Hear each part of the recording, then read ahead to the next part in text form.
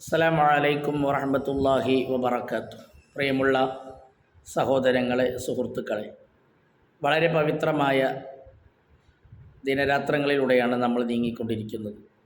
പരിശുദ്ധമായ ദുൽഹിജ്ജ മാസം, അറബി മാസങ്ങളിലെ അവസാനത്തെ മാസം. എന്നാൽ വിശുദ്ധ ഖുർആനിലെ സൂറത്തുൽ ഫജ്റിലൂടെ ഓർമ്മപ്പെടുത്തിയ വൽ ഫജ്രി വലയാലിൻ അശ്ർ എന്ന് അല്ലാഹു സുബ്ഹാനഹു വ തആല വളരെ പവിത്രമായി പ്രഖ്യാപിച്ചിട്ടുള്ള 10 ദിനരാത്രങ്ങൾ, ആ ദുൽഹിജ്ജ മാസത്തിൻ്റെ ആദ്യ 10 ദിനരാത്രങ്ങളുടെ ആരംഭം കുറിച്ചു കഴിഞ്ഞു. ഈ ദിവസങ്ങളും ഇതിൻ്റെ രാവുകളും പകലുകളുമെല്ലാം വളരെ പവിത്രതയുള്ളതാണ്. ഇതിൻ്റെ അവസാനമാണ് പരിശുദ്ധമായ ദുൽഹിജ്ജ 10-നാണ് ബലിപെരുന്നാൾ വരുന്നത്. തലേ ദിവസം അറഫാ ദിനം. എന്തുകൊണ്ടും വളരെയേറെ പവിത്രതകൾക്ക്, പുണ്യങ്ങൾക്ക് പ്രാധാന്യമുള്ള, മഹാത്മ്യമുള്ള ദിനരാത്രങ്ങളാണ്.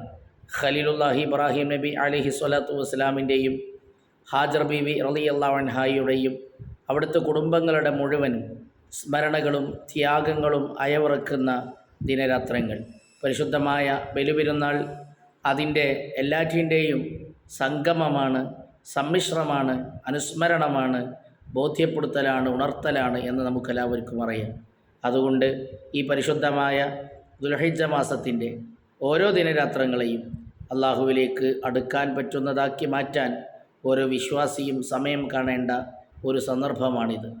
വിശേഷിച്ചും നമ്മുടെ ദൈനംദിന ജീവിതത്തിൻ്റെ കാര്യങ്ങൾക്കപ്പുറം നമ്മുടെ സമൂഹത്തിൻ്റെയും നമ്മുടെ മുഴുവൻ വിഷയങ്ങളുടെയും എല്ലാ നന്മകൾക്ക് വേണ്ടിയും പ്രാർത്ഥിച്ച് മറ്റുള്ളവരുടെ കൂടി പ്രയാസങ്ങളെ അള്ളാഹുവിലേക്ക് പറഞ്ഞ് അതിനുകൂടി പരിഹാരം കാണേണ്ടുന്ന ഒരു സമയം കൂടി നമ്മൾ ഇത്തരം ദിനരാത്രങ്ങളിൽ കണ്ടെത്തിയാൽ തീർച്ചയായും നമ്മുടെ പ്രയാസങ്ങളെ അള്ളാഹു അകറ്റിത്തരുമെന്ന് നമുക്കെല്ലാവർക്കും അറിയാം.